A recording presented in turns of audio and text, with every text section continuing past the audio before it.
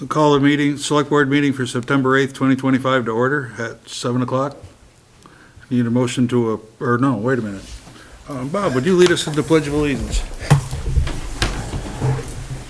Pledge allegiance to the flag of the United States of America and to the republic for which it stands, one nation, under God, indivisible, with liberty and justice for all. Now I would entertain a motion to approve the agenda. Make a motion to approve the agenda for September 8th, 2025. Second. Do we have any discussion? All in favor? Aye. Make a motion to approve the minutes from August 25th, 2025. I'll second it. Moved and seconded, any discussion? I have one. Under citizens' comments, second sentence said they have had an issue with the assessor's notice. It was delivered in a timely manner. Should say it was not delivered in a timely manner. Anything else, Rob? That was all I had. That's all I found. Mary Lee, you can, even though you weren't here, if you found something that needs to get tuned up. That's the only thing I found. Yep, that's the only thing I found. Anything else? You did pretty good this You got week. that, Mike? I got it. All in favor of approving the minutes? Aye. Mr. Chairman, Yes, sir. I won't look at my phone and it's off. Can we go back to the agenda and if the select board so chooses, add the appointment of Joe Mark as an alternate to the planning commission? It was, remember, there was a question and it was Amanda Sumner said she'd do both. So Joe's still floating out there whether or not the board appoints him as an alternate or not. I think we appointed her as an alternate, didn't we? No. We did. Oh, Joe, well, Joe wants to be if he did. Yes, and I spoke to Joe the other, right after the meeting, actually, the next day, I believe, or the day, and he said his preference would be to be appointed as the alternate. So I had asked Christine to reach out to Amanda, I think it is, to see if she wanted to be the primary member on the planning commission, and I haven't heard back yet. She did. She said she'd do both, and there was an email I think I forwarded to you today. Okay. It was said, there's something to be added to the agenda, and I went to look on my phone to see what it was, and I couldn't remember. But it's off, my phone's off, so. So let's just do that now then, while we're talking about No it. reason not to do it before citizens' comments. It's not gonna take long. So I would make a motion to appoint Joe Mark as the alternate for the planning commission. I don't know what the It's a one-year term, term to For the June of term next ending year. June 30th, 2026. for the term to end June, what is it, 26? June 30th, June 30th, 2026. Second. All in favor? Aye. Aye. I would make a motion to appoint Amanda, was it Amanda Sumner? To the planning commission, that's 1 year as well, I believe it was a one-year. for a 1-year term ending June 30th, 2026. Second. All in favor? Aye. Aye. Aye. So do we actually have to rescind Joe's appointment to the planning commission? I would, just make it legal. So can you do that as well, please?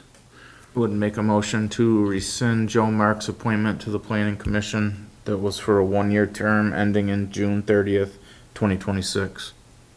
I'll second it. All in favor? Aye. So now Joe Mark is the alternate, Amanda Summer is the primary member of the planning commission.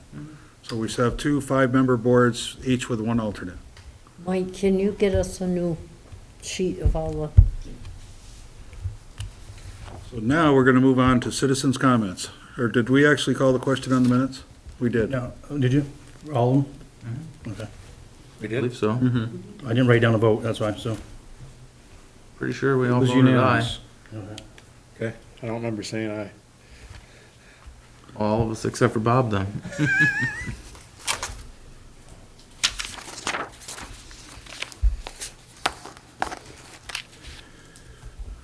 Now we'll move on to citizens' comments. Items not on the agenda. Seeing none, we're gonna move on to the rec department update. Mike, at this point, that's all you. Okay, first thing on the list was building maintenance. There was I think I shared with everyone, the water leak that was found by our cleaner. coming from the girls' locker room out into the handicap ramp area. I have notified Paul McClure to come down and look at it. It was found by a Colette. She put a fan out there to help dry it up, but the water, somebody left a shower leaking in the girls' locker room. And so we knew there was a problem with the hot water, but now there seems to be a problem with the cold water leaking. It's coming through the bottom of the base of the wall there. So I asked Paul to come down and look at it, and I have not heard back from Paul, whether or not he got down here or not. I sent Liz McClure an email to McClure Construction asking if he had, and I hadn't heard back from her. That was today. And then there was that company that was talking about coming in here, renting the space. They wanted some cost estimates for building improvements, and I reached out to McClure's, and they sent me cost estimates for 4 things, and that wasn't broken, didn't specify what they were, so I sent them back, said, could you break them down so that I know what they are, so I can give them to the company, and I haven't got that back yet either. The locks, they were supposed to change locks so that we're gonna go to a primary system of key cards for the front door and have a key that's a master key in case that system fails. I'm meeting with Walter Ripley from the Slate Valley Unified next week to let him in the building. They gotta make some upgrades to the lock system and talk to him about what we need programmed for key cards. And they were here last week to change locks for the fire district's access to the room and the rec director's office. They got here, I wasn't here, I was at a class, and there was confusion on what they were supposed to be doing, so they just said, we'll come back. So I gotta coordinate another date to come back on that. I asked McClure Construction to look at the roof again around the air handler and come up with an assessment of that.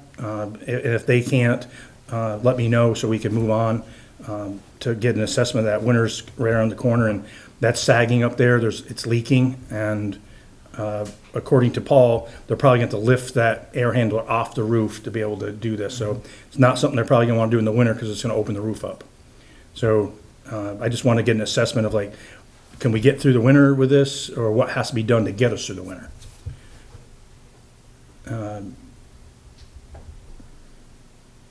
Capital improvements.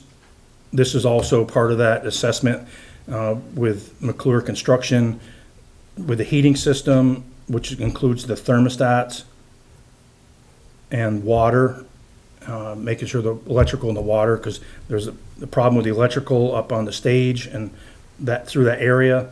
There's water leaks under the floor, in the gym, the roof, and we also have some problems right over this part of the building too with some leaks. So those are assessments I need to get done before winter and fix any problems that, even if they're temporary fixes, to get us through the winter. Rec Program Coordinator and Facilitator search update. The interview team interviewed 3 people, 3 candidates, made a rank ordering them. The first one went in another direction and didn't take the job, and so we're just searching still. I talked to 2 people today. I sent out a message to the team letting them know that I did and that we need to schedule some more interviews. So we have 2 people I spoke to are viable candidates, and we've received a 3rd one that I sent out to the board this afternoon to take a look at and see if we want to interview them as well. So continue the search. 2 of them that I spoke to today seem like pretty decent candidates, but none of them are around here. So we're gonna have to do virtual interviews. And I spoke to them at length. One young lady today, we spoke for quite a long time because she's from DC area. And I said, this is not DC area. And we talked about, I sent her a bunch of links on our Facebook and our websites and Rutland Herald and the Chamber of Commerce and Lake Bomazine, I mean, just all kinds of stuff. And said, just be sure you know what you're getting into, because the last thing I want to do is be in a search again because someone comes here and says, there's not even a mall near here, you know, and they make a choice that they regret, and then we're back to a search. But the young lady I talked to said, I grew up in the wilderness. And I didn't say like an animal, like a wolf, you know, but she wants to get out of that hubbub and get back to more rural areas, so that might be something that works out, but we'll interview her and see where it goes. Any questions on that so far? Volunteer soccer update. I had good intentions to reach out to Fairhaven today to find out how many kids had signed up from Castleton on youth soccer. You might know, Mark. I don't have a damn clue right now how many kids. I know on the little girls team, I think they have 24 kids total, and 10 are from Castleton. Okay. Because the last time I knew, they were still looking on the boys soccer, they needed some more players, but that was like a couple weeks ago. The girls has too many. Farm them out to West Rutland. Put them on the boys team. Yeah. A lot of places don't want to play co-ed, that's the problem. So when you make a co-ed team, some teams don't want to play co-ed, so it limits how many games they can play. So that's why the decision was made to go with boys and girls. And then Mark, after the last meeting, I think, Mark asked me about the soccer nets, and he took those with him, and there's some volunteers that are going to help trim down the net so they fit the U10 goals, and there's the two adult-sized goals, or like high school-sized goals, that are down at Dewey Field. There's another parent that said they're willing to cut and weld those to make them U10 size goals, so thank you to those that are volunteering to do this stuff. I did say we can give them a gift card and a thank you, a letter or something, but we can give them at least something as a token of our appreciation. And I followed up with Christine to make sure we had the gift cards on hand so we can do that. And they lined the field. You'll see a PO for that later for some paint. And I did let them know that they can get it through Gilmore's if it's paint that so they don't have to wait for us or do a reimbursement. They can just go down and charge it to the rec. I don't think that we're gonna have a bunch of people trying to scam us on some spray paint. $50 worth of paint. Yeah. There's gonna be lines marked all around town now. Everybody's yard's gonna be Yeah. marked off. If they can do the crosswalks down here, that's even better. Might last a day. Yeah. So that's all I knew on the soccer. Haven't really been down here too much besides for meetings. Did a walkthrough with a couple people, but the last time we really had a robust discussion about the buildings when I had that business in here. And I keep saying the business. I'm trying to be elusive on purpose because I'm really not trying to. They're not committed to anything, and I start a rumor out there. It's probably already out there, but anyway, fire district. The language that they want to change doesn't change the term. It doesn't change anything besides submission of like if something needs to get done and repairs, clarified how they go about it. So if you're good with that, I'd like to go ahead and get that closed out. It didn't change the term, the cost, anything like that. So I figured you wouldn't care if I did that as long as it didn't change those kind of conditions. I'm okay with that. Yeah. So they want to move in starting the first of the month. That room is full of clutter. Some of it I can move to another room, but it's like a couple microwaves, a dryer, filing cabinets, a desk, stuff that they don't need. But this stuff that John Alexander got from the high school, and doesn't need to be in that room. It has to get moved somewhere else. So I'm probably going to move it to the room that was off, the assistant principal's office. It's not being used right now. Put it in there for now. Dumpster. Yeah, no, well, the desk and the tables, or the filing cabinets, I'll keep those. But yeah, the other stuff is probably scrap metal for the. Yeah, we haven't used it up till now, so I don't think we're gonna need it. If anything, we need more space and less stuff to store in this building. Yeah. If it's free, I could always take it home and store it, because I seem to have a problem with free stuff.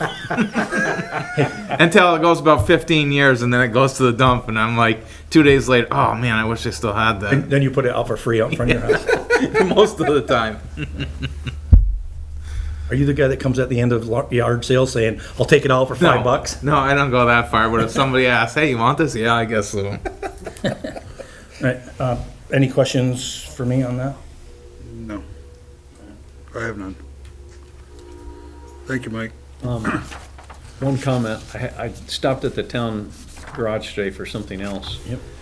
And Evan was working on that gasoline-powered sprayer. Mhm. It's missing some pieces. Did you talk to him about that? I gave him a copy of the manual, and I asked him to call John Alexander, because John knew what was wrong with it, and he said, does he know I'm calling him? I said, he will. So I reached out to John, he said, yeah, have him call me. Okay. So he was supposed to reach out to John to find out what parts they needed. But, I'm Yeah. not sure that's gonna be worth fixing. yeah, that's what, when I talked to Evan before, I said, if we paid $600 for it, don't put 2,500 into it, because it's not worth it. So, I think if you look, like, we have to do the soccer field in the fall. Those guys did it with 8 cans of spray paint. yeah. And then we have to do Little League in the spring, and they don't play very many games down there anymore. Most of them are in Rutland, right? Yep. So you need to line that probably once. Well, they bought it also because it could do lines like in the parking lot, parking, so we'd have to pay to contract Gotcha. those out. So that's the reason why they wanted that particular one, because it could do both the fields and do the street stuff.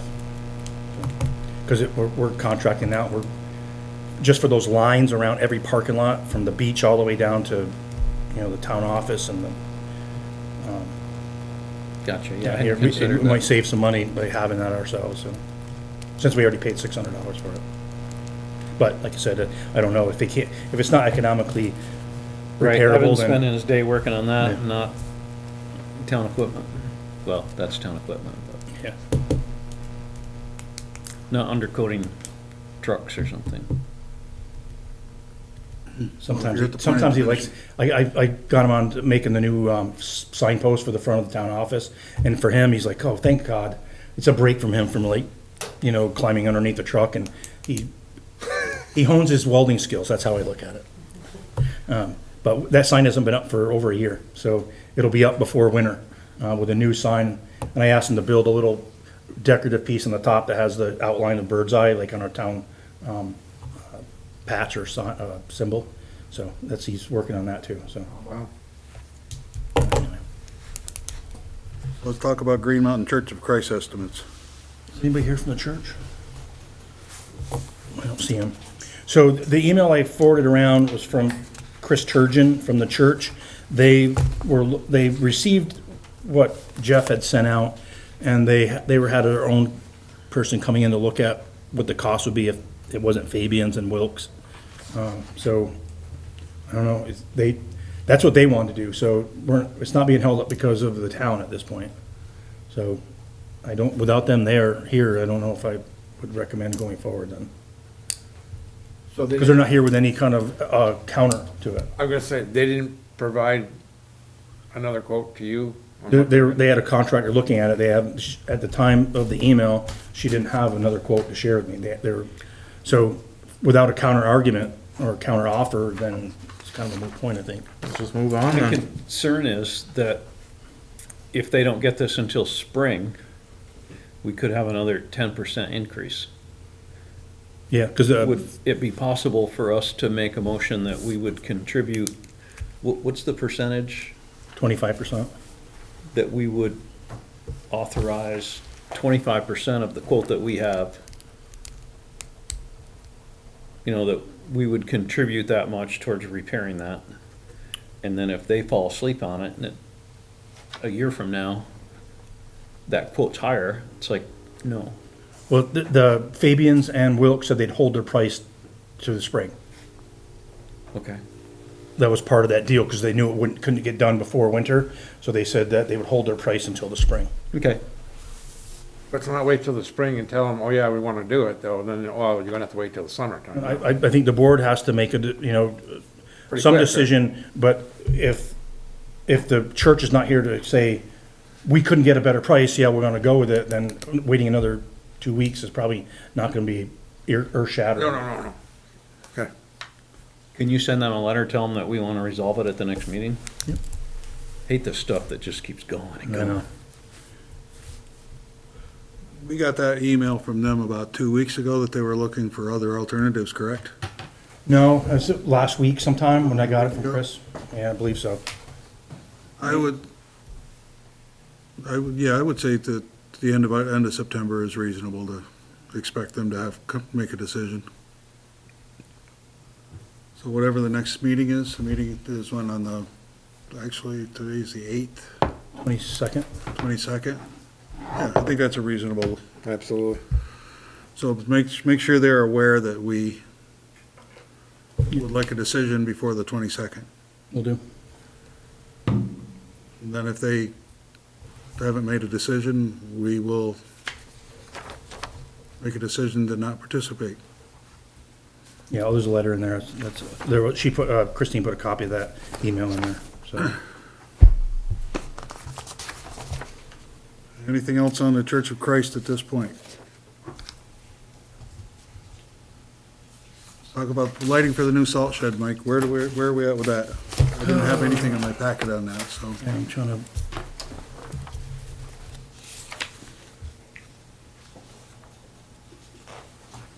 I don't see the, There was an email that said we'll have quotes from Long Trail Electric and Stubbins, but I don't have the quotes. I never received anything from Jeff, and he left on vacation Friday, and he's not back till tomorrow.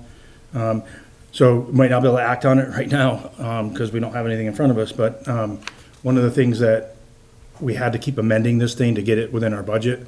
So what was proposed is definitely within our budget. But I don't have that number in front of me, and you don't have it in front of you either. Couple flashlights taped to the ceiling. So will you need our authorization to proceed?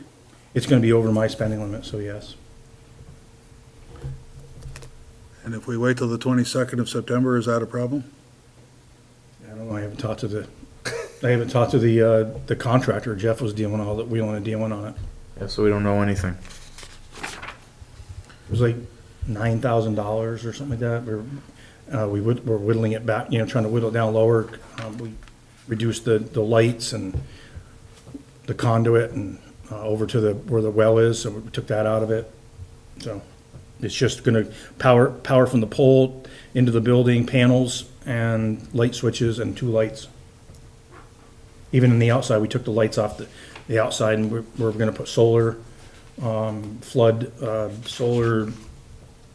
floodlights. They're a lot cheaper than the electrical. But I don't have that number in front of me, I apologize. So I'm gonna put that as an action item for you and me. In the worst-case scenario, we'll have to have a special Zoom meeting with the select board to authorize you to proceed if we need to take action before the 22nd of September. Make sense to everybody? Absolutely. 'Cause we need to have that operational before winter, correct? Correct. At least for the ground freezes. Yeah, so we don't want to lose an opportunity with a contractor to get that done Yeah, there's through inaction on our part. I believe, Mr. Chairman, there's a meeting coming up this week with Stebbins Electric. He hadn't met with him yet, so possibly, again, trying to recall what was said in an email. That's why we don't have it, is because he still had to meet with Stebbins. I know I saw it in the calendar that it's this week. So after he meets with Stebbins, that would give us 2 quotes. We've had 2 others. One was a verbal, no, a local person, and then another local person who said, no, thanks. So we tried to go local with 2, you probably know who the 2 are, I but, do. yeah, so those didn't work out. Neither one. Okay. One of them was gonna bid on it, then we changed the scope of work, and they said, I'm not really interested. And the other one said no from the get-go, said, I'm interested, but I don't have any time to do it, so. Okay, fair enough. Okay, then, I'll follow up with you later this week, Mike, after you follow up with Jeff. Yep, will do. We'll decide what our course of action needs to be.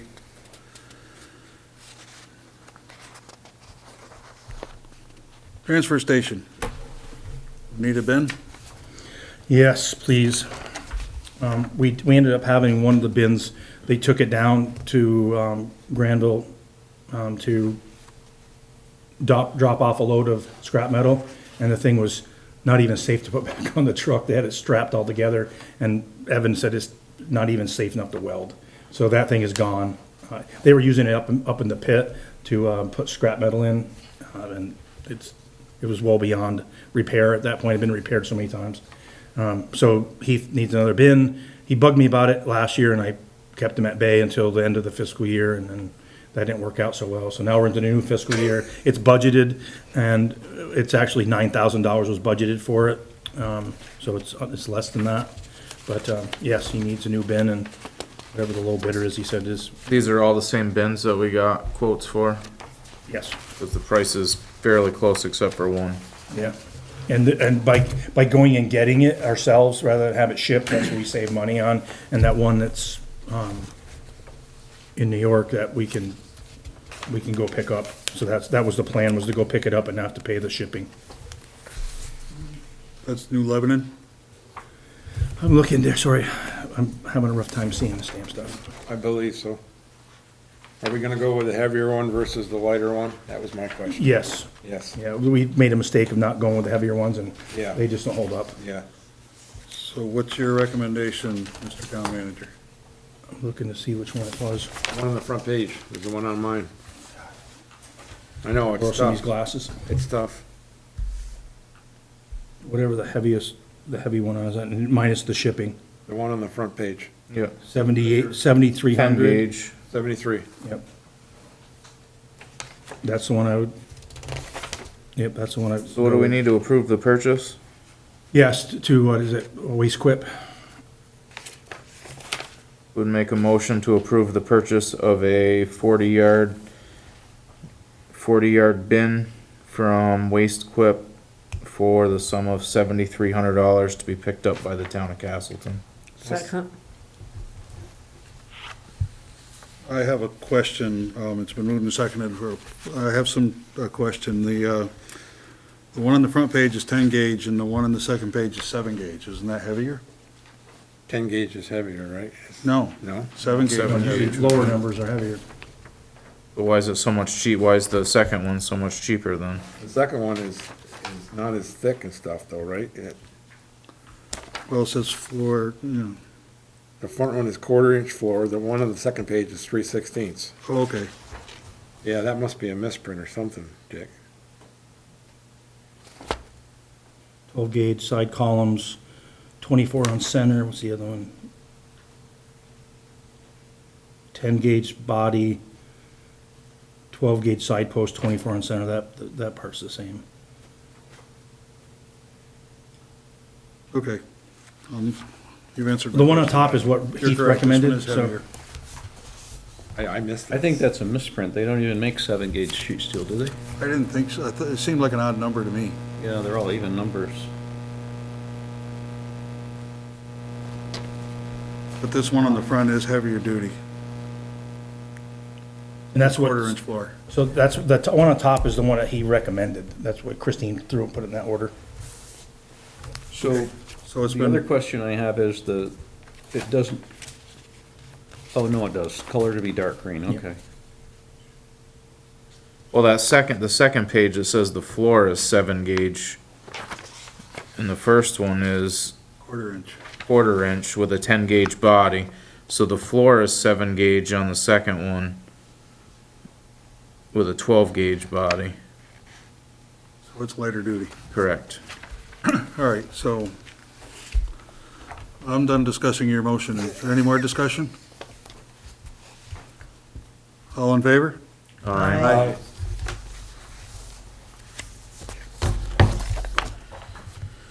Okay, Mike, let's talk about the scale at the transfer station. I know there's been discussion and you guys have done some exploring and some option weighing. So where are we at on that now? Well, I think that's a broader discussion. We need to talk about it, yes, obviously. So 25 years old, we could, and Heath was gonna try to make it on here so he could, he's the one who did all the research, but, he downloaded, so I'll see if I can paraphrase. So if we take the old scale and rehab that with new sheet metal and, cross members and stuff like that, we're gonna be in the realm of 10 to $11,000. But the electronics that are underneath it will all still be the old electronics. And if those go, then we gotta take the thing apart again and fix that. So what Heath had reached out to them and said, what's the cost of a new one versus an old one, or repairing the old one? And the first time he came back was like $40,000. He is still working on trying to get better pricing on this thing. We're bringing it up right now just as a talking point to say, we gotta do something with it.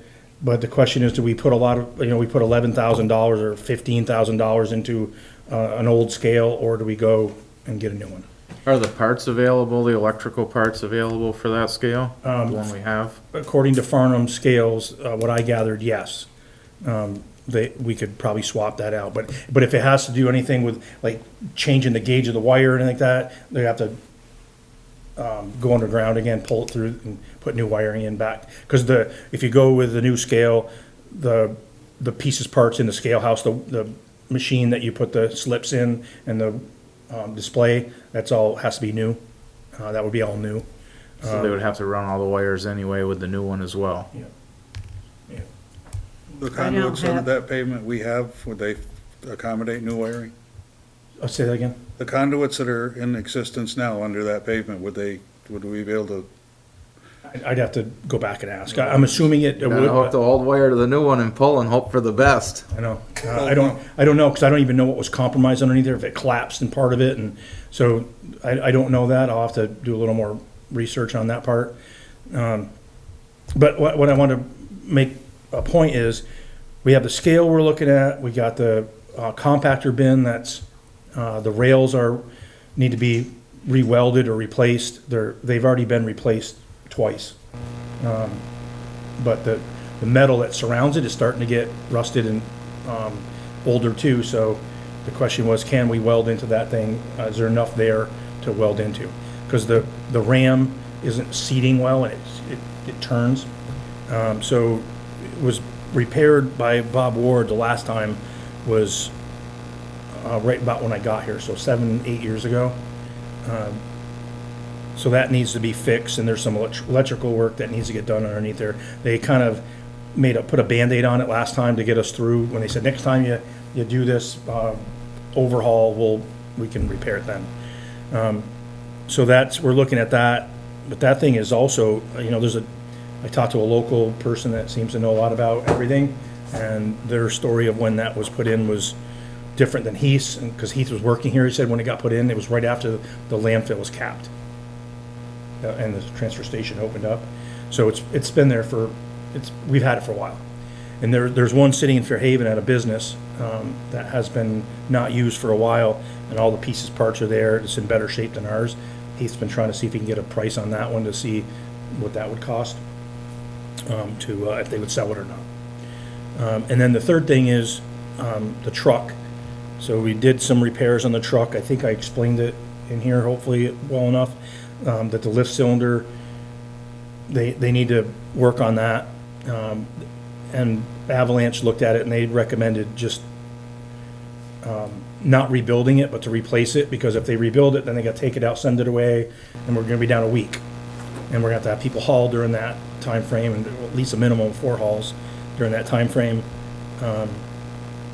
And the cost of putting in versus the cost of putting in a new one, which would be 1 day downtime.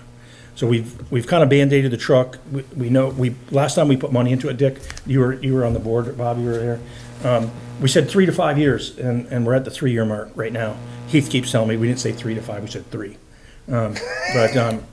So we're at the 3-year mark. It's still running fine. I wouldn't recommend getting rid of it, but we know that somewhere in the near future, that we're gonna have to replace it. So why did I say all this? We only have $100,000 in the reserve for the transfer station. So we're So looking at, something's gonna have to make it a lot longer here. so that's my point, is we're gonna have to limp something along. We're gonna have to, and maybe start putting more money in each year in the reserve. We put $5,000 a year in there. And we know that the price of trucks at $5,000 a year, 25 years from now, we'll be able to. Think that truck's got 25 years left in it? He's gonna be mad. I'm not gonna say that. 1,000 a year will buy a pickup. Yeah. So, those are just the things that we're looking at for capital, improvements or replacement. There's some more information that needs to be brought before the board. One is can we get that compactor bin if ours is not economically repairable?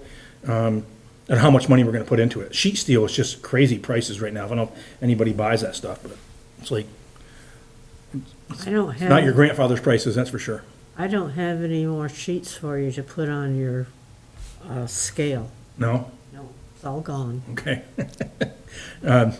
What does Farnham say about the scale? Have we asked them? Yeah, they said that, the town definitely got their money out of this thing. Oh, so they're saying replace it, cause they wanna sell us a new one. Well, what he said was, you can put the money into it, you can have it rebuilt, but you're still sitting on the old electronics part of this thing. And you don't know when that's gonna go, and then you're gonna be right back at tearing stuff apart and, but again, it all comes down to money. So, we owe you some more, but I wanted to bring it to your attention. Heath wants to get the scale, like the priority that be in the scale right now.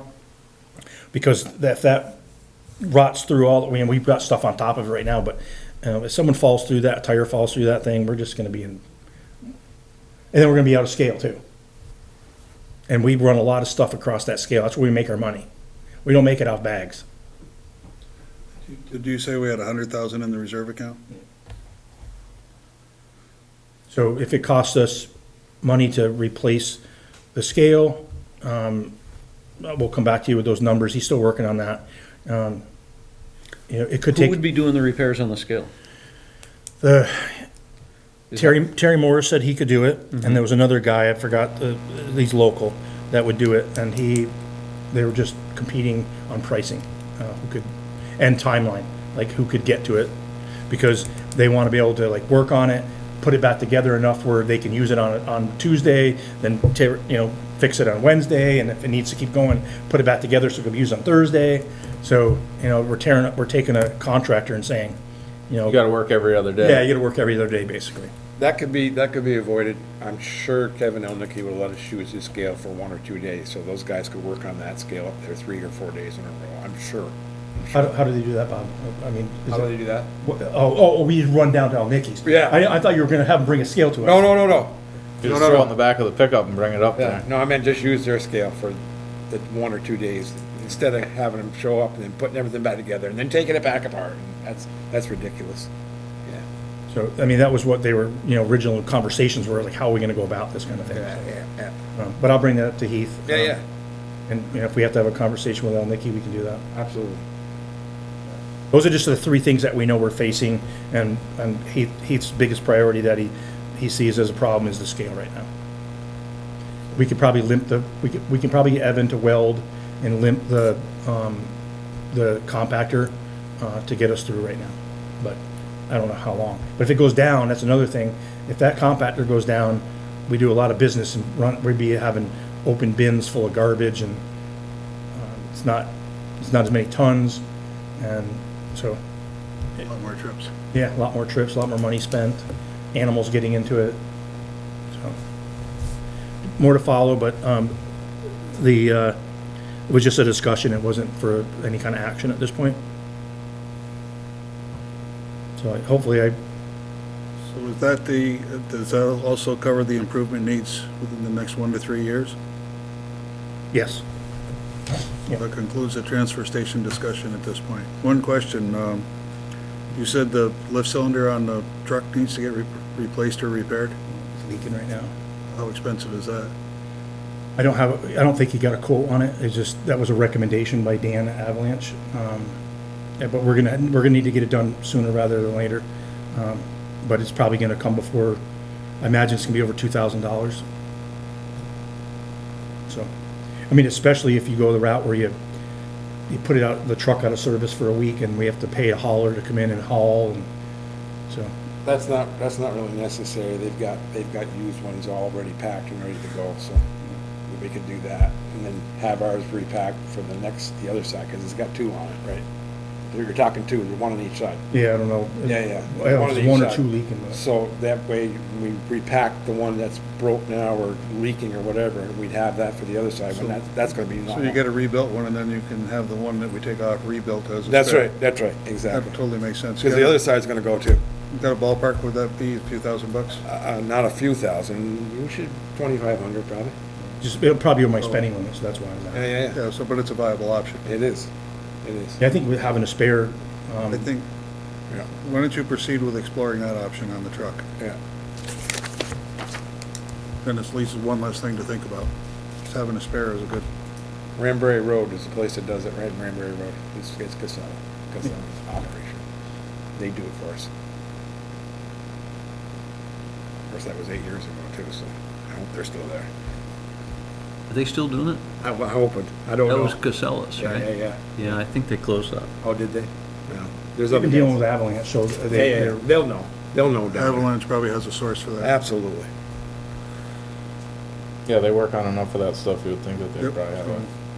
Tell them that we'd like to explore that option and then get out of their way until they come back with a proposal. noted, got it.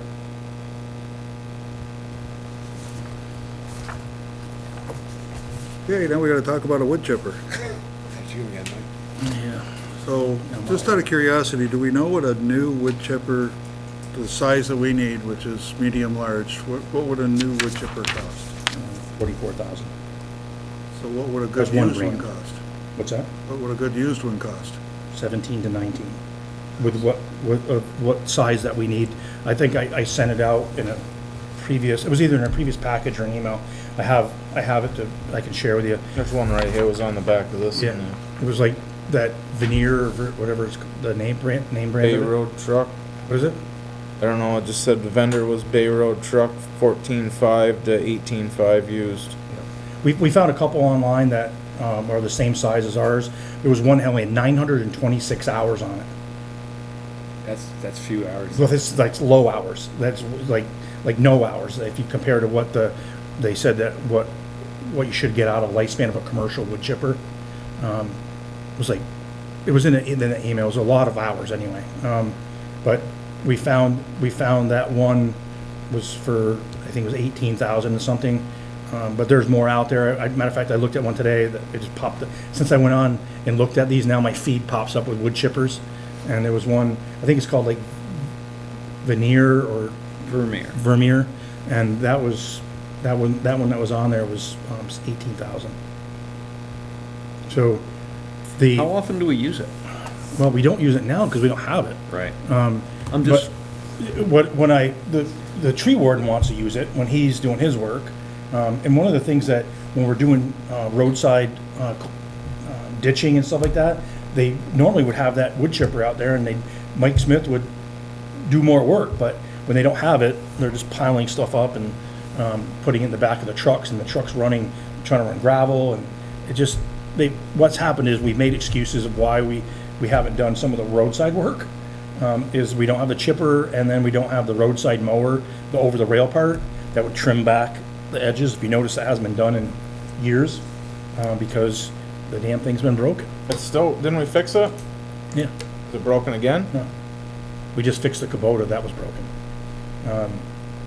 Not the Kubota, but the flail mower, the PTO shaft.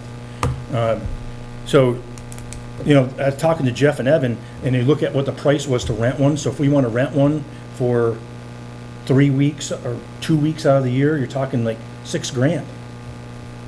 So we'd pay for, in 3 years, we'd pay for what, you know, a low hours one. I'm really confused on the old wood chipper still. I sent you what I had today. I understand, but it started out, somebody changed the fuel filters on it and then it wouldn't start. And then it got disassembled and was going up to Todd Beltwell's for injector pump. And then he didn't have time to do it, so it went down to Avalanche and it only had air in. So they got the air out and now the motor blew up? How? after it came back from avalanche and they started, when they started it up, oil started just spewing out of it. So that's when they shut it down and said, that's not good. And so it got sent to Champlain Valley Equipment. You saw what they said, they tore the engine out of it, brought it inside and said, lower part of the motor, cylinder 3 is loose. And they gave us a quote of what it would cost to fix it if they sent it out, and the cost to fix it in-house. And that was like, what was it, like 12.5, something yeah, like that. and we can buy a used one with 900 hours on it for 1,800. 18,000. 18, yeah, well, no, I love 1,800, but 18,000. You know, with something that's not, because even if we're just kind of like the same theory that you guys approached some of the other equipment with, is like you fix, let's skid steer, like you fix it, but now you put an engine in or a new, whatever was wrong with that thing, in there, and it's on an old machine. That's kind of where we're at, I think, with this wood chipper too. I sent pictures of it in that email, Where would the money come from? out of the vehicle reserve, the highway vehicle reserve. I just feel like we've replaced a lot of stuff up there in the past 2 years. And it seems like every other meeting they're coming and wanting to spend more money on something. And we're chipping into this reserve that in theory, the reserve is already spoken for the upcoming vehicles that need to be replaced. So we're just robbing from them to replace this. Do you have anywhere else to get this money from? Selling that junk equipment up there, anything like that? Because I don't want to get left short. I mean, we're already short in the vehicle reserve for the next round of replacements that comes up. Yeah, I went back to that vehicle reserve, and I'll come back to you. I don't have it printed out for you. But if we're gonna stay leasing the 2 dump trucks, because that's how we do it right now, but why I say that is, when we first started doing that, there was like $47,000. Now this year, the payments are $55,000. 7 years from now, or 5 years from now, when we go to replace it, if that monthly payment keeps creeping up, then that means that the reserve has to be manipulated to account for that. So what I did is I looked at it and I'm like, so the way it's set right now is every year, there was enough money spread over that 7-year period to buy the new truck with cash. If that's not what we're gonna do, and we're gonna continue to lease it, then I can reduce that money in between and reallocate it amongst, other things that are needs. Have we paid the sewer department for the truck yet? I gotta talk to Joe. He was given that $6,000 or whatever it was gonna be. 6,000 for that truck that came from the sewer department? I think so. That's not even close to. Have they made the transfer of money? I don't know. Because that's gonna have to come out of that reserve, I'm assuming, right? To pay for that white F-Series that we swapped over? And I mean, that's probably gonna be over 20,000 for what was that, a 3-4-year-old truck, I think? 17? Yeah, so that's more than $6,000 would be fair market value for it.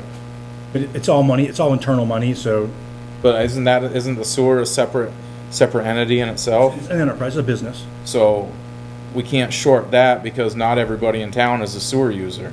So we can't short the sewer users and give a break to the rest of the taxpayers. So, but to answer your question, I don't know if it's actually been moved. I don't know off the top of my head what that number was. Somehow why 6,000 stuck in my head, but I don't remember why it is in there. Just seems like we're spending a lot of money up there with 2 new. We are, and I knew that dump would come to a trucks. point, a breaking point of this. But I also, I wasn't here 10 years ago, you weren't here 10 years ago. We've kept things going and Band-Aided things together. I think we're just coming to this point where some of this stuff is aged out. I mean, the skid steer, I don't know, I mean, without x-ray vision, I don't know what's going on inside that thing. It wasn't until there was problems with somebody come down and looked at it and said, oh, you got problems here, leaking here. I think that a lot of our stuff either A, wasn't taken care of well, and maybe had premature demise, could be. Just could be because it's aged out and because it's, the use of it, and, that's why the pole barn's there. We're supposed to keep stuff under cover so it's not sitting out in the elements. And when I see stuff sitting outside, I say, put the stuff inside. But there's reasons why we're at where we're at. I don't think it's because, we bought all new equipment and, we didn't take care of it. I think it's just, some of it's just aged. And, or if we bought stuff used and we got 15 years out of it, you know, or had its useful lifespan. Or useful enough where we say it's no longer economically repairable. So, I don't disagree with you. I've said to Jeff and to Evan that, you know, you ride out a honeymoon phase, but eventually that all ends. I mean, we're getting to the point now where we spend a lot of money. We've got winter coming up. We don't know what our winter repairs are gonna turn into. Last year, you came to us in the spring and you said that they had already used all their budget up and you put them on a spending freeze. And I don't wanna buy a bunch of stuff and keep getting caught behind and caught behind. Well, I hope you trust me that I'm not gonna allow them to just frivolously spend money, even if it's under my spending limit. But there are things that we bought bolts here, $1,600 worth of bolts for plow shoes and blades. Yeah, that's what I mean. All that stuff adds up. And I said, I've never signed a purchase order for $1,600 worth of bolts. It's because instead of having a stock and keeping it replenished a little bit at a time, they used them all. And now we're at a point where don't think we can make it through winter. Like, it's a change of culture as well as, you know, just spending. They gotta change, you know, that whole concept of don't ask for something because we're gonna be told no. Because I don't tell them no. I just ask why sometimes. Why do we need that? And when they come to me and say, we don't have any bolts for the winter for plow blades and shoes, I'm like, well, we need to get them. And when I said that comes $1,600 out of your maintenance budget. So they need an inventory control system with minimum quantities. And- When they get down to 6 bolts, they order 3, or whatever the number is. Automatically triggers the reorder. Well, that's Yeah. what, you can go up and talk to Evan. He's starting to use Brightly a lot more, and Brightly allows us to do that. It's just the nug work of putting everything into the system to get it started. But that will give you inventory control. It'll send you an alert when you say, when I get down to 10 of them, I need, you know, we're gonna reorder. And when it gets down to 10, but it's garbage in, garbage out. If you don't, every time you use one, if you don't take it out of your inventory, then it's never gonna tell you to reorder. So we had a select board meet up here in this building at one point where there was talk over shared equipment. On a piece of equipment like this, it's obviously something that we're not gonna use every day, and it's not a $200,000 excavator. Would a piece of equipment like this be worth doing a trial run on a shared piece of equipment between two towns? We can ask him. Like if Fairhaven needed a wood chipper, would they be willing to, or West Rutland, would they be willing to split the cost of a used one with us? You know, obviously we'd have to set some sort of protocol for condition that it leaves in, condition that it returns in, maintenance fees and stuff like that, but you know, I'd rather gamble on $7,000 on a shared piece to see if this type of setup works going forward than trying it on a $200,000 excavator. Well, I would agree with that, on the premise, or the concept of that. But, you know, I go to these meetings we used to have the foreman's meetings with the Regional Planning Commission, and this isn't new, this has been brought up before. And you'll have highway foremen are gonna balk at that, you'll have select board members that will love it, because it's the saving money part versus will it really work part. You know, we had West Rutland wanted to borrow ours, and we said yes, and then it's broken, and then they can't use it.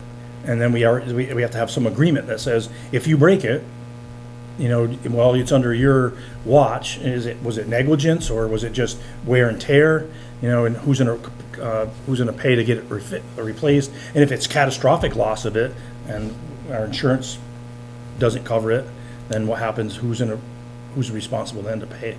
It's just, there's a lot of little things that need to be worked out on that. But I tell you that highway foremen, they're always like, nope. You know, they want my kingdom.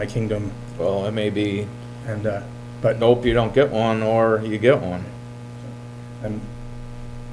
I'm not passionate either way. It's, you know, select boards may think differently than highway foremen think, so. I mean, I get it, we spent a lot of money up there this year, it seems like. I think we spend a lot of money, not just there, but, I mean, there's a lot of fire department equipment that got purchased. You know, so it's not just there, but I think now we're starting to see some of the decisions of not building reserve accounts, coming back to bite us in the rear end. Just not putting that money away each year, and things are aging out. Well, I think of the mindset that, remember, Bob, when we first joined the board 11 years ago? And Yeah. the reserve accounts were much more frugal than they are now. And it just wasn't, it didn't work. No, I'm proud of what the select board has done over the Why years. don't you have Jeff put his head together with his crew? Yeah. And give me a educated guess of how many hours a year you're gonna use a wood chipper. I realize it's gonna be, well, maybe it's a wild guess. Well, you know what he's gonna tell me? I'll use it if I had one. I could Every use it single more. day. No, I'm not, I mean, he's not unrealistic, but he'll say I'd use it more because when we're doing all these roads. That's what I'm asking. Yeah. That's exactly what I'm asking. If he had the tool in the box, how often would he use it? Yeah, I'll ask him. That's like a carpenter with a Are you mad at me? sawzall. I'm not. I'm just trying to, let's, like a carpenter with a sawzall. They have it in the truck every day. Yep. And they only use it once every 2 weeks. Yep. But when they need it, It's there, right? and it does a good job, and then they put it back in the truck and they forget about it until they need it again.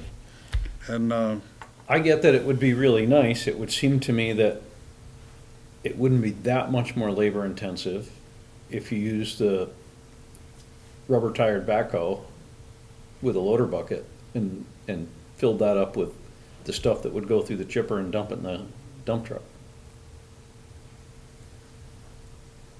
that's where that's the second part of the analysis, Mark, is if they have this chipper, they're gonna use it 20 hours a week or 2 hours a week. And then what does that, Cause you gotta have Save a us truck in to tow labor. it around anyway. yeah. And what's that save us in labor? That's where I'm trying to get to. But we need the first part before we can even talk about the second part, in my opinion. I will get that information. I just want to get the wood chipper. I don't care how we get it, so we can start doing work. That's my end state. So I'll do some homework and talk to Jeff and Evan and come back to you with. 'Cause I realize this isn't like Valancourt or Davie where, every wood chipper they got runs 20 or 30 hours a week. I'll get it. I just know we haven't had a wood chipper, I don't think, since I've been on the board that's worked, so Yeah. And that's why it, I honestly don't remember the Seems last time like- that thing worked. well, I knew that. I knew, and I had a vision that you were going to say that same thing. So you know, maybe we've made it this far. I say we haven't used it for 2 years. Why do we need one? Yeah, yeah. Well, hopefully in the next couple months, we'll get rid of that surplus equipment that's up at the garage. And that would. I'm Offset the cost. Come out to about 14 or 15 grand. In the perfect world. And does everyone here know why that pole barn was built? School buses. No, That's my guess. weed harvesters. Oh yeah. You're right. I know. I do remember I that. remember when it got built. Yeah. It was for the weed harvesters. Now that you said that, I would have never guessed that, but you're right. And then when the weed harvesters went away, we started putting stuff in there. We had so much stuff, we couldn't put trucks in there, so now that's finally been backed out, so that we can actually put trucks in there. Yeah, we still have more stuff. We're going to Still build have stuff there, another though. one up in the pit because we have stuff just laying out in the snow all year long or all winter long, and then sitting in the rain all summer long. And it doesn't take long for that stuff to start rusting, like the trailers, the parts for the attachments for the skid steer and the trackless. It's all out in the wet elements. There's no place to put it under that pole barn. There's a reason why farmers have tractor sheds. Not everyone, not all of them do, but Not all of them have allow a car in one though. Can be a tractor or it can be a manure spreader wagon. or anything else, but not my car. You're not a good negotiator, Mary Lee. all right, so, I'll come back to you with stuff. I think we pretty well beat the wood chipper up. Let's move on to, painting the highway garage. So there's nothing in your pocket. This was just for me to come back to the board because Rob said, save your pennies or, something like that. So I went back to the accountant and I said, I know I saw somewhere there was something on garage painting, but I couldn't remember where I saw it. And so it took him a couple of days and he came back to me and he said, it's right here. It's on the highway carryover. There was money been put in there and we used 15 of it out of that to fix the doors, replace some of the doors. He had ARPA money, replaced 4. And then 15,000 came out of it for the rest. And there is like 22,000 and change in there. is for garage painting and garage repairs. So there is money in there. I just need to go back and get a quote, the first quote we had, and see if they'll honor that one. It was, a company out of Rutland when we first bid this out. But we're still talking in the neighborhood of, all said and done was $18,000 to $19,000. We tried painting it ourselves once. Yeah, when you look at it from the road, Yeah, I noticed it looks a little. go look out close. It didn't go well. No, it didn't. No, but once again, it's like any other piece of equipment, you gotta take care of it. I mean, Did you talk to Bud Carpenter about new sheet metal? I haven't. I haven't. I'm sorry. If I said I would, I apologize because I haven't. But I will follow up with him. He needs that too? Is it all rotted along the bottom? I don't know. If you're gonna spend $20,000 to paint it, I'm thinking, that's probably tripled in price since I bought any too, but At least look at it, right? 10 years ago, you put all that metal up new for 20 grand. How tall is that building? Probably the sides are, the gable ends are probably up to the top are probably a good 25 feet, Easy. 25, 30 feet. Yeah, it's gotta be 18 feet on the eaves. well, you're not gonna get anyone to paint it this year probably, right? No. And let's look at, I think Mark's, let's look at that Yeah. as an option. I mean, if the price comes in at something relatively similar, then we should explore that possibility. If it comes in at 80K, then that's a different conversation. There's more work to be done, and so we'll incorporate that, but, it was brought to my attention that when the man door, when you go into the little break area, the building just moves. The whole, studs are rotted, and so the building is just move in and out. Oh, boy. So that may have to tear that metal off it anyway. Right. That means your insulation's probably compromised too. It's not even, that building's so cold in the winter. The heat, the little radiator that's in there doesn't even keep up with It it. doesn't have insulation? No. That area is so, when you walk in there, they're like, this area is obviously lacking insulation because it's so cold compared to the rest of the building. The Even little, if you couldn't do the whole thing, if you took the sheet metal off that side, because you gotta take sheet metal off to put the insulation on, replace those purlins. yeah, I think there's some structural things that need to be looked at as well as painting, but, I'm trying to get, I'm just putting one foot in front of the other, trying to get from point A to point B, and before this stuff starts really deteriorating, rotting, metal, it's all a lot of that sheet metal, as long as it's painted, doesn't rot. But, the stuff that's around it, that's wood and, stuff, that's what's starting to be up. Yeah, the structural stuff probably should come first. No point in putting lipstick on a pig, right? Yeah, so, but I'll talk to Bud and see what, Yeah, he might have a crew that's not busy this winter. yeah. Sometimes luck just falls in your lap, but usually that doesn't happen. Never hurts to ask the question, Mark. Okay.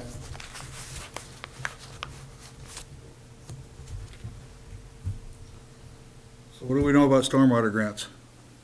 Received an email, I think I shared it with the board, from Hillary Solomon regarding the Crystal Haven area.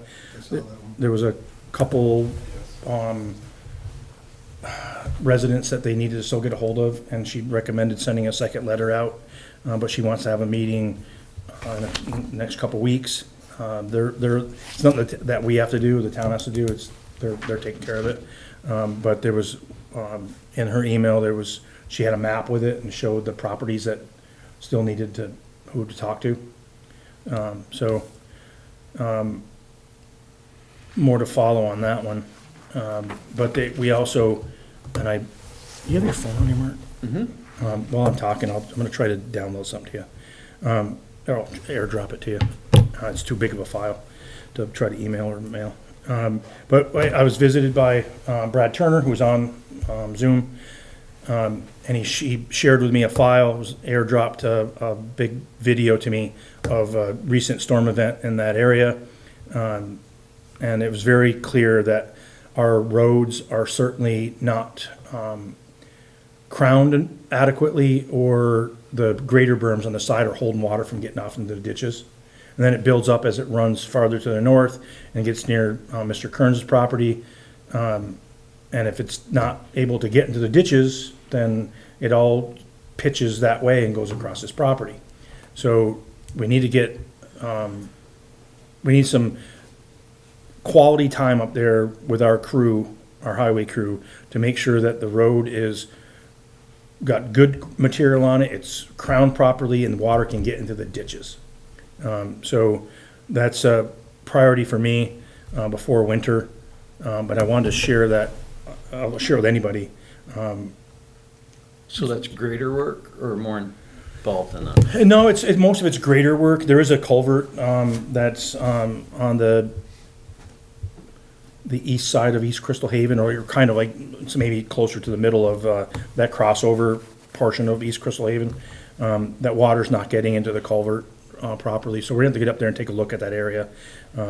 It'd be nice if we did it while it was water flowing around, rather than when the height of our drought in the summer. But it was brought to my attention by Mr. Turner, so I appreciate that, and I'll share that. But I'll certainly share it with Jeff. I shared it with Dick one day when he was in the Yeah, I office. saw that video and it's It's Needs to do a telling, better it job. really is telling. it was quite telling. We need to do a better job up there. So anyway, that's something I need to focus them on. Jeff's away, he'll be back tomorrow, but I'll talk to him about that, so we can get on that, because it definitely needs to happen.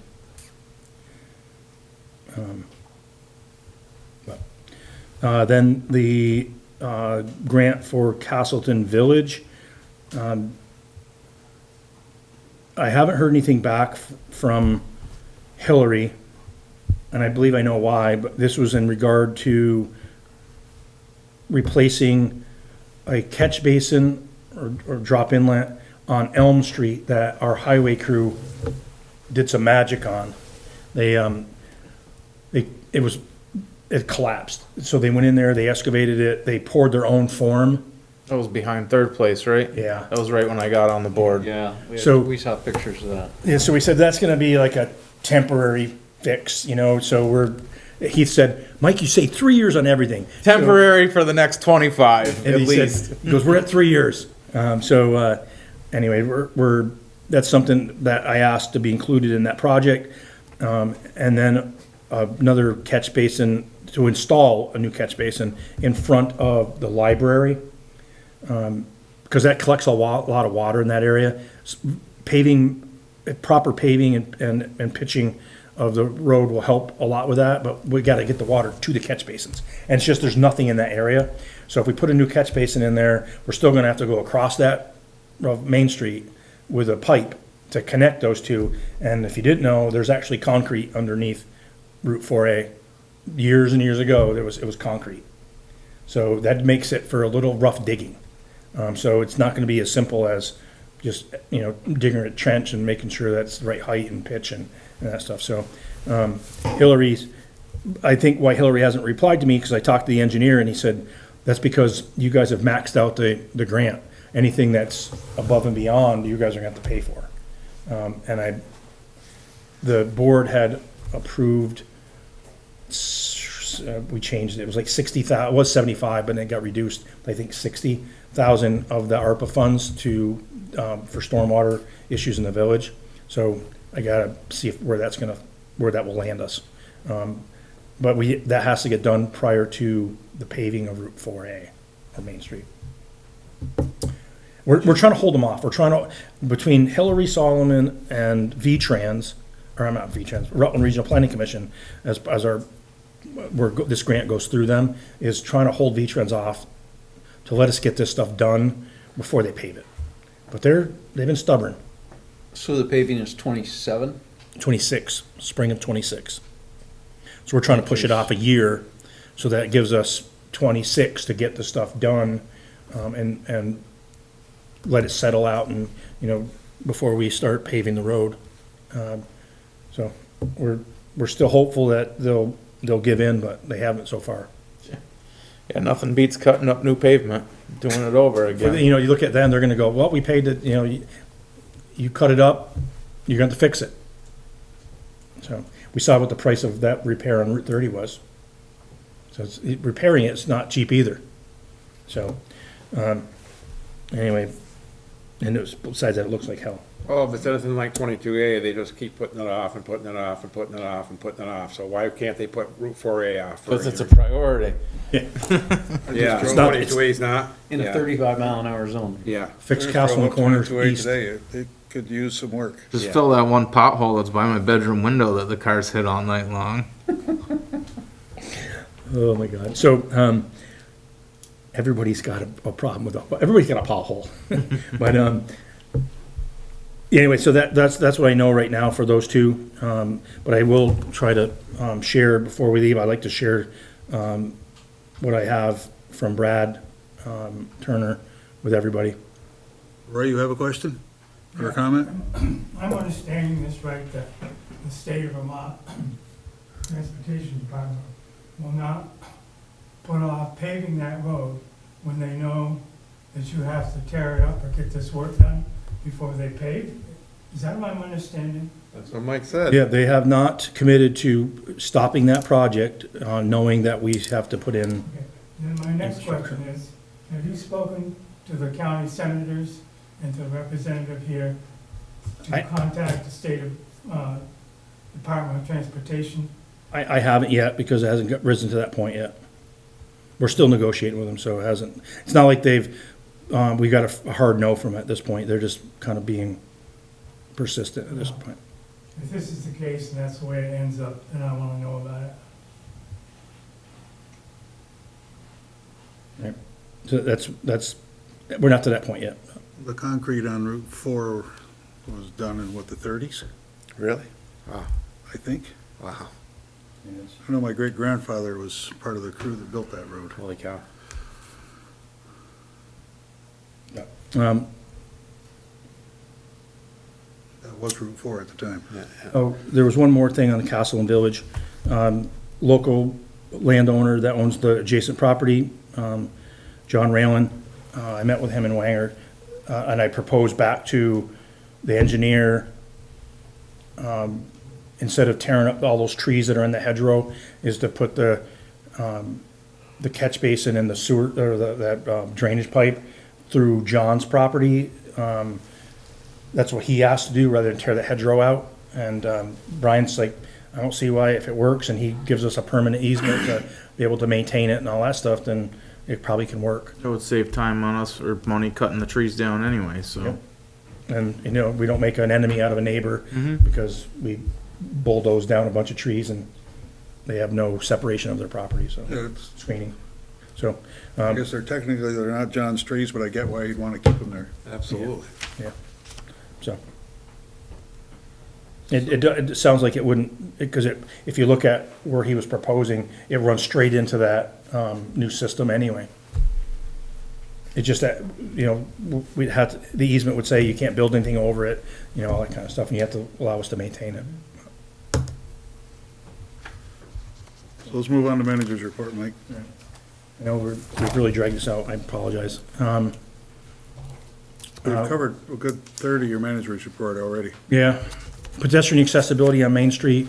After the last meeting, I went back to Nydia Lugo, talked out the adding of the lighting and the additional sidewalk in the proposal. She said, yes, you could add it in there, but I need, you know, I need to give her the drawing saying this is what we're proposing in a picture form and some words. I don't have such a thing. Are there extras around? You don't have one? No. You didn't pick it up out of your mailbox?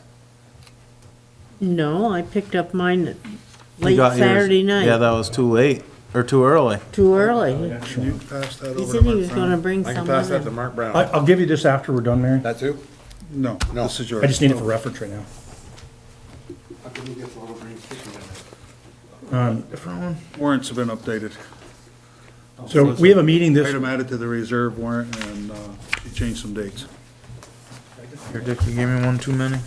I gave one, well, must be there's a copy for Mike. I say I don't have one. Oh, okay. The steering committee for this project is meeting the 11th, I believe it is now, because Jeff hadn't got back to her. Yeah, I think that was the last version I heard. So we're meeting this week anyway to look at the the at the ready list, we rank ordered them. It came out that Stantec was the highest on the list, and I questioned that why the town doesn't get the input. Like if we use contractors or design consultants in the past, and we've had good luck with them, that doesn't somehow get factored in. It's just this, you're basing it off their statement of qualifications. And so Stephanie Burke recommended we just have a quick meeting about it, so that's gonna come up this week. I'm gonna throw 2 cents in there. The 2 top vendors in that exercise it was almost a dead heat, Stantec and Fuss and O'Neill. Fuss and O'Neill, and I agree with your opinion that Fuss and O'Neill's already, at least knee deep in everything anyways. Yeah, they designed the scoping, they did the scoping study on it. I am in agreement with you that we should pull the trigger on Fuss and O'Neill as the project manager for this, or the designer. Yeah. But we gotta have the meeting and convince Stephanie that's the case. I don't think that we'll get much pushback from Kerry or Jeff, but Yeah, they don't know much about it, so they're gonna probably go with whatever the people that have been around and have been part of the project know. and so I'm inclined to agree with your suggestion, Mike, just so you know. Well, I appreciate that. It just makes no sense for someone to learn the project after all the time and effort Fuss and O'Neill did it to get the scoping study done, which was, a lot of it was, getting to know the infrastructure here and the We people. gotta pay somebody to learn it all over again. Well, if we could move on to the next step with people that are already familiar, it only makes sense. That was on page 1, so on page 4, 4 and 5, both the Better Roads grant and the grants and aid we got the fully executed copies back, so we're good to go to actually spend money on those projects. Just because I have to say it, you spelled fully wrong. Yeah, Oh, did I? Where? you got Philly. Oh, Philly. Yeah, it's It's supposed to be fully? it's fully. I think there's a bunch in there that say Philly. It Yeah, is. yeah. There's a copy and paste Hey, thing. listen, I went to school in Fairhaven. You were watching the Eagles game the other night, is what you were doing. My wife was, I wasn't. The Spitters. Yeah, the Spitters. Sewer infrastructure on page 7. Yeah, page 7, sewer infrastructure for Depot Terrace. I got a message from Alex Altroop, I think is how you pronounce his name. When they did their site visit for that sewer extension, there's a manhole on the south side of the railroad tracks, but it's in the railroad's right-of-way. And they've been Jeff Lewis from Aldrich and Elliott's been dealing with the railroad, and they want to have this large amount of insurance that the contractor would have to carry. They got to have flaggers, so they're trying to figure out cost-wise, is it just cheaper to move the manhole out of the right-of-way so we never have to deal with the railroad again on that? Cost-wise as well. So more to follow, but they're trying to negotiate with the railroad, but if it's in the railroad right away, anything ever happens to it, we're gonna have to, unless it's an emergency, we're still gonna have to deal with the railroad. So what that mean is they extended to accept the bid proposals another week, pushed another week. Not gonna be built into next year, so it's not like it's pushing us against winter or something. Talked about the RFP already.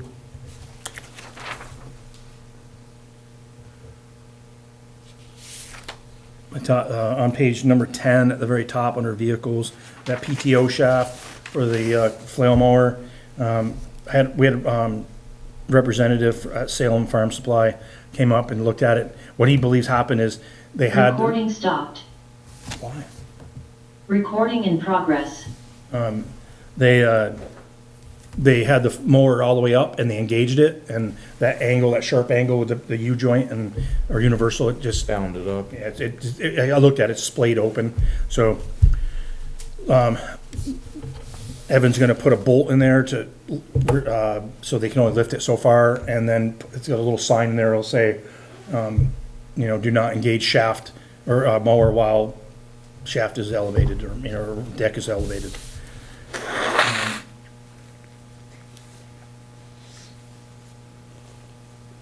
Main pump station, still on page 10, main pump station, still waiting for some quotes on what it would cost to kind of inspect or investigate the main pump station to make sure it's not just shingles and that the sheathing is good underneath before we end up putting new shingles or metal on it. And we've already talked about the wood This chipper is a station that's where? right by Castleton River and the railroad tracks on Route Yep. 4. Yeah.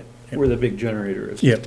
You can see, just by looking at it, you can see the fascia's all rotted on there, but the shingles are, you know, again, I wish I had Brightly way back when to say, when's the last time we put shingles on there? Yeah. We talked about the wood chipper.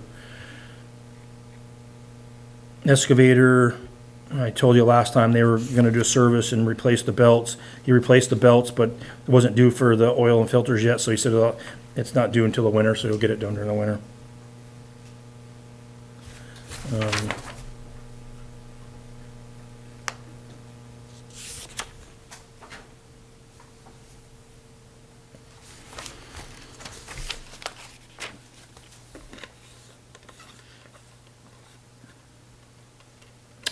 I'm on page 15 under Dewey Field. We already talked about the soccer goals. I reached out to Lee Jamison, because he volunteered to do the work on the building, and I haven't heard back from him about replacing the shingles. The signs, so I ordered signs for Dewey Field, Hydeville Field, and the rec center, and they're in at the garage now, so they just need to, I met with Jeff about all the signs that need to be installed, and they're gonna go out and set the post and put signs up. And, before winter anyway. I'm on page 16, Crystal Beach, authorizing their camera up there. Just can't cover all the area with the 3 cameras, that we have. And, we had 2 handicap parking signs stolen, and the one area that we couldn't see on that surveillance camera is where the signs were. I said, of course, that's where it's gonna be. But why someone stole handicap parking signs, I don't know, but they did. And the signs themselves were $85, so we have to replace 2 $85 signs.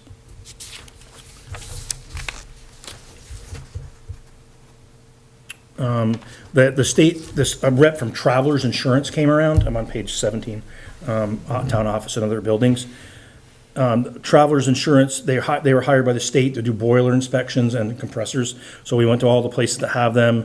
There was kind of a common theme about not having the emergency shutoffs outside the room of where the boiler is. And the compressors, one of them didn't have a functioning safety relief valve at the garage. And then the one at the fire station's leaking. I sent it to Heath. They looked at it the other day themselves. He's gonna have someone come in and look at it. It was leaking oil. There's one of the fittings was hissing air. So that needs to get fixed. We already talked about the highway garage and the signpost. So I'm on page 18. So I asked Aaron King about painting. He was gonna paint there last year, but it was a money issue, so, about the police station. I reached out to him again. We talked about the electrical at the salt shed. Talked about the keys. I want to make a public shout out to Justin Shareko, one of our police officers. I'm on page 19 under Police Department Public Outreach. So Justin, in his capacity both as a police officer and the president of Castleton Cares, is partnered with a farm and a meat place in Benson, and then a Boardman Hill Farm to provide produce and food to Castleton Community Center. They had a longstanding grant that they lost. So he's working and bringing them food. And he's looking at that Veggie Van Go, it's the Vermont Food Bank program, to come to Castleton with their truck and host it here in Castleton. So I just want to be, just a shout out, because he does a lot for Castleton Cares, and they do a lot with our seniors at the bringing food boxes to them, especially during the holidays. Yeah, Justin does a good job with Yeah. keeping on top of all that Yeah, stuff. so really, really glad and proud of him for what he's doing for our community. The new cruiser, I'm on page 20, the new cruiser for the PD was ordered. You know about the traffic ordinance, Pete, said January 1st. Big thing, now I'm on page 20 at the bottom, emergency management, under personnel and training. We're gonna be hosting a facilitated discussion for the northeast, or northwest subregion on Wednesday, October 15th, from 10 a.m. to 1 p.m. here at the rec center. I reached out to everybody, hopefully you can attend. I also invited the Legion manager, Liz Burt, at Post 50. And I reached out to Bill Jones, at Vermont Emergency Management to try to get some training in here on Emergency Operations Center operations. I've attended a course on that, and it really was developmentally good for people that aren't used to working in that environment. So we'll see what they do. Massachusetts Emergency Management, I've been to their training as well, and they offer a course on it, but they only usually let one person per organization attend. So we got like 4 or 5 to attend it, so I'm hoping they can host it here, or at least maybe through Vermont Emergency Management. So more to follow on that. Because binary blizzard is coming up this winter, and Castleton's part of that full-scale exercise for the state of Vermont. So they'll be exercising our emergency operations center and our staff and reporting and stuff. It's not gonna be like our crews are gonna go out and be clearing trees down and that kind of stuff. It's gonna be more of an exercise for the staff. But it's good to exercise it. One of the things, I was at training this past week, and we don't have incident action plans as annexes to our emergency operations plan, which means that you pick an event like flooding or train derailment or hazmat spill, and you build these incident action plans and sync matrices to that, so that if that ever happened, we've got a base plan to go from, and everybody kind of knows what their role is and who'll be doing what. And it's just it's something to work off from, and we don't have those. So that's something I aspire to get done, so that if something like that happens, we're gonna be as ready as possible. Our local emergency management plan, it was approved. I talked to Bill Jones up at the conference, and they didn't send anything out officially, but he did let me know it was approved, and he actually said Castleton has a really good plan, so that was good to hear. On page 22, the battery tender for the ladder truck arrived, and Chief Goyette said he'll make an appointment at Avalanche to have it installed. And the engine 6, the mini pumper, is going down there for Vermont State inspection and some work on the emergency brake. On page 22, equipment, we already talked about the air compressor.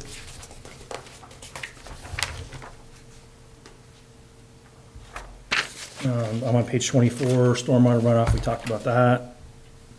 25, stormwater at the church, we talked about that. And page 26, we talked about the West Crystal Haven problem. And the reappraisals. I'm not gonna speak on the reappraisals, because you guys know more about the reappraisals, or the grievances than I do, of what's going on with that. I know there was a question about, that came up last meeting, and so, you guys know more about that than I do. So, pending your questions, that's it. I have no questions.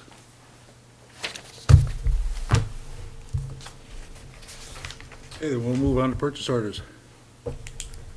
It would make a motion to approve purchase order number 054485 to CAI Technologies for the tax map maintenance for 2025 for the sum of $3,500. Second?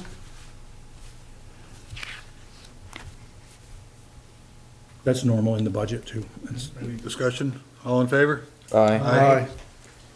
Would make a motion to approve purchase order number 054329 to Trees Incorporated for tree removal on Moscow for BR 1322 for the sum of $3,658. Second. Any discussion? All in favor? Aye.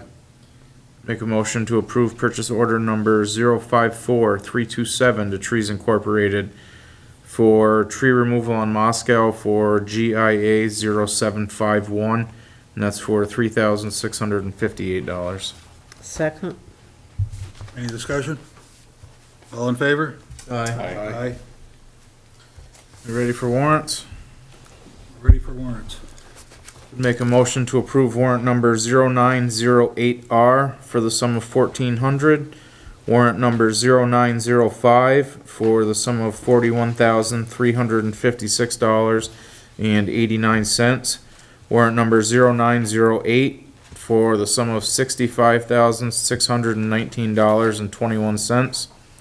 Warrant number 0828P for the sum of $22,649.77, and warrant number 0904P for the sum of $22,521.88. Second. Any discussion? All in favor? Aye.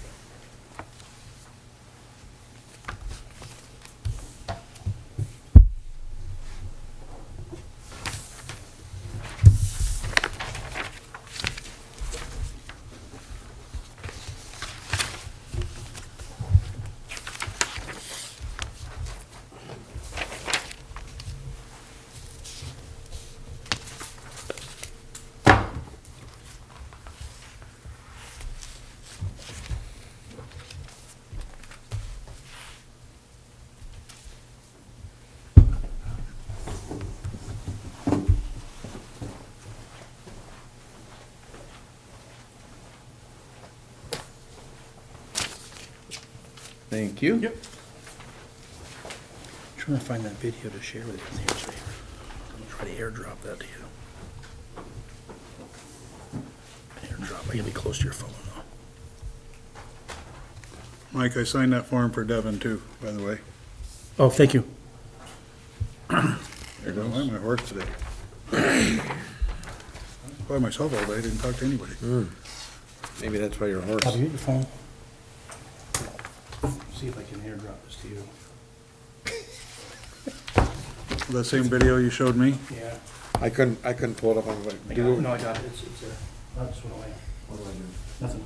Is it on? There it is. It's on. You should get something. Oh, something just come through. Yeah, so I just click on it now? Yep. Okay. Hold on. Accept.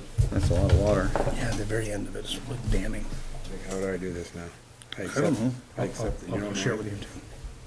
Oh, there's. We're not close enough to do it right now, but Yeah, I don't know how to do that anyway, so. I got these two phones, but not yours. Just accept it, yeah. Oh, it's in a person's driveway, yeah. Oh, You boy. can see the road going crown though. Oh, boy. Here, well, It's coming, it's coming. now, while you guys are talking. Oh, it's down the one side really bad. Look at that. It's not getting in the ditch. Oh, boy.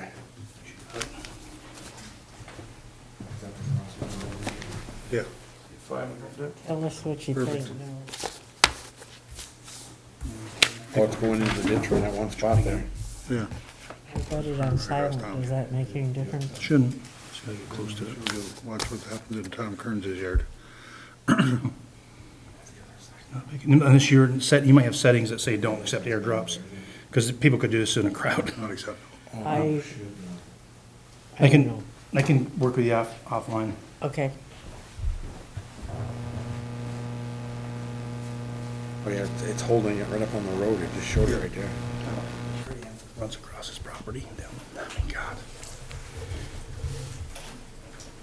Until you're getting that much water flowing down through there, you don't see I it. didn't think we got that much rain anywhere this summer. That was, Only in that spot. Apparently. there was a couple different times when I was looking at, out in the yard and looking at the thunderstorms going north or south of us, and that was one of them when it went just north of where I lived. Like I've been, Oh, yeah, the north end of the lake, I'll have nothing at my house, and Jim Leamy will say that it come raining cats and dogs at his house. Yeah, we haven't had much. Yeah, that's July 27th. Did you look at that culvert pipe? No, I was waiting for Jeff to get back so we can go up and look at it. He knows about it, but we haven't been up to, Oh, it just starts over and over again, yeah. yeah. Yeah, it's probably not that good when there's more water running down the road than there is the ditch. And that's where it all plays into that municipal road general permit. Part of it is proper grading and grader berms, stuff that hold the water on the road. We're supposed to be doing everything we can to bring it into compliance and not have that stuff. okay, citizens' comments. Mary Lee? Or not citizens, select board comments. Mary Lee? no, not right now, other than him having to take that. I know, I course. heard that once already. doesn't need- I'll call you daily until the 15th. Rob? Can I just ask what this other thing in our packet was for the proposed nomination for listing in the National Register of Historic Places? Basically just a heads up, isn't it? Yeah, it was just a heads up that was happening. It's on Mason Point Road, a private road. But they didn't ask us for permission. They just, Okay. so we got it in the mail and I asked Christina to make copies and give it to the select board members so they know. What is it, a structure, Mike? Is that what it Yeah, is? it's an old house. It's an old house. They just It has want it, historic value. they just want it We're gonna put it registered. on the register. Okay. So it Stephen doesn't Engelhardt, the owner of Just really do anything except Sweet. put another place in town on the historic register. Mark, any select board, or are you done, Rob? Yeah, that was all I had. So I think everybody knows on September 11th, this Thursday, there's a BCA meeting at 5:30 to entertain whether the board wants to accept the appeal from Windy Hollow Mobile Home Park, Or hear the appeal? whether they're willing to hear the appeal. Yep. There were a couple appeals that were denied because they were submitted late. And then this one was, as we discussed at the last meeting, they denied because it was submitted late. But in our view, there were extenuating circumstances because it was mailed to the incorrect address and the people didn't get it on time. I don't think that's been really popular with the BCA. So anybody that could make that meeting this Thursday, I think, if we still feel the way we did at the last select board meeting, I think that we should try and be there. Does that make sense? Did I explain Yes. that? Absolutely. Anything else, Mark? That's it. 5:30? Here. Bob? All I have, and it's not in the town of Castleton, but Route 30, anybody gets a chance, Roy, this is for you too. Take a ride up to Route 30 and tell me what kind of condition that road is in. It needs paving or something done with a whole lot more than Route 4A, I can assure you. It's so bad that if you're not really on top of your game, you're going off the road. There's Where big- is this? On Route 30. And it's probably from Hubbardton north, from there up to like, Lake Hortonia. And even north of that too, but, There is a plan, the state has to pave a section of that up through there. Come on. okay, I was gonna ask you, if you're in contact with the state in regards to Route 4, can you say something about Yeah, Route 30? they have, it's on one of their programs because it is bad up through there. It's very bad. And there's used a to whole drive- lot more truck traffic on that road, I can assure you, than Route 4A out here. I used to drive that road every day, and I'm sure it's not any, it's It worse hasn't than it gotten was. better. It hasn't gotten It hasn't better. gotten any better yet. Driving a box truck on that road, it'll suck you off the road. Oh, yeah. Yeah. Well, it did suck a couple of them off right there between BB and Echo. They got sucked off into the ditch there this past spring. Okay. I don't have any for that. The only action item I put down is Mike and I have to follow up on the salt shed lighting sometime later this week to see if the board needs to take any action before the next meeting. There was a thing for Rutland County Solid Waste District under select board comments and concerns. Yeah, did you wanna speak to that? Cause I really don't know what to Yeah, I say. can speak to it. All I know is what's in the Herald. So today, the police were called to the Rutland County Solid Waste District MRF, the recycling facility, to remove an employee. People were calling me about it because they heard it in the police scanner. So I found out it was to remove an employee. They put the person on administrative leave, and there's a meeting on the 10th that I'm going to with the Board of Supervisors and the E-Board, and there's a lot of members of the member towns of the Rutland County Solid Waste District that are very disgruntled and not happy with how they're handling the situation that's going on over there, especially not letting the Board of Supervisors, because we're a member town, that we are just totally left in the dark. We're not told what's going on, and then you get it through rumors, or somebody leaks out an email or leaks out a statement to the Rutland Herald, and Keith Whitcomb's written at least a couple articles in the Rutland Herald, but it just kept going today with the police for being there. So if anybody asks, I'm just saying, I'm not giving any details because I don't know that. I just know an employee was removed and put on administrative leave. So we're gonna hopefully know more on the 10th, but I think the member towns are really had it with the lack of transparency and lack of accountability on the executive board on the executive board of the Rutland County Solid Waste District. So I'll let you guys know. That meeting is this Wednesday? Correct. 6:30. And you, Bob's might have to call in, right? Or I gotta call in. Try to call in. Yeah. So I'll go in person. Where is that meeting? At the MRF facility, right behind Central Vermont Motorcycle. I think it's called Smith Street. Smith Street. Is that a meeting in public? You public can go to The it. public can go into it, if they go into executive session, obviously not, but they've been going into executive session and not bringing in the Board of Supervisor members, the member towns, into that and kicking us out of there, and all we keep hearing is rumors. And the rumors are, then they come out in the paper. So it's, at that point, really no longer rumors, but why does the paper get to print and the Board of Before- Supervisors, member towns? Has to read it in the paper. Yeah, we're vested into this thing financially, that we're not kept apprised of what's going on. There is That a, appears to have been their MO for a long time.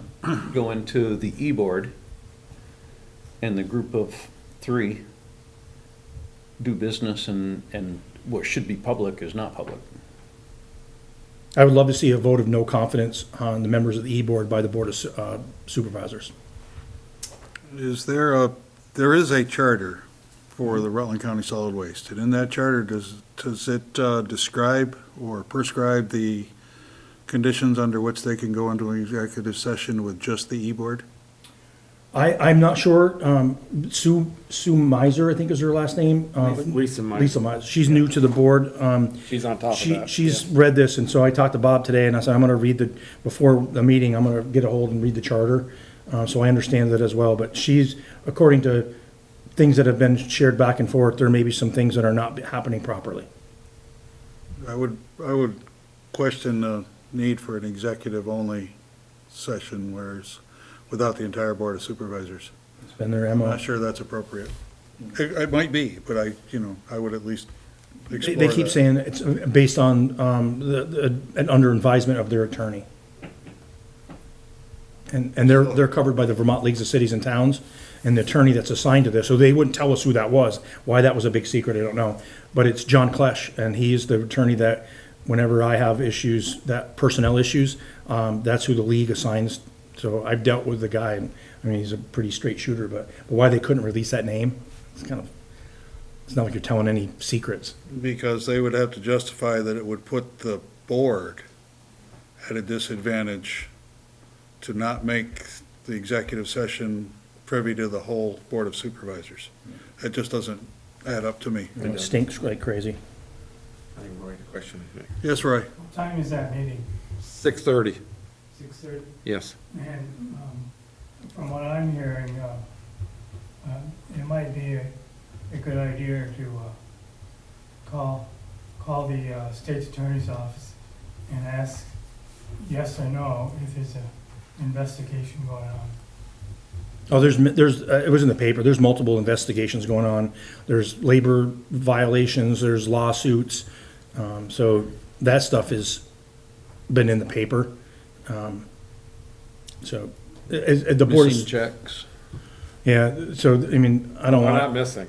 They're not missing. No, just, could, you know, they're basically saying possible embezzlement, sexual harassment charges, and labor violations, against employees. All right, so we know what we're doing there. We can't move, we can't do anything more on that here. So let's move on. Anything else? Do you need an executive session for anything, Mike? I don't think so. I think the Rutland County solid waste stuff is, we kicked that dead horse. They're based on, I don't know if I can say that one out loud or not. I need one for contracts. Okay. Want the cheat sheet?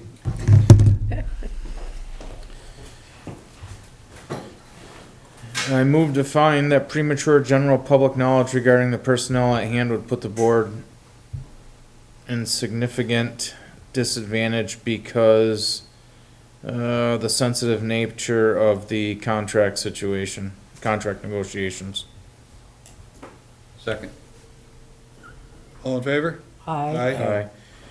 I move that we enter into executive session to discuss the contract under the provisions of Title I, Section 313A1A of Vermont statutes Second? With the board and the town with the manager. board and the town manager. At 8:47.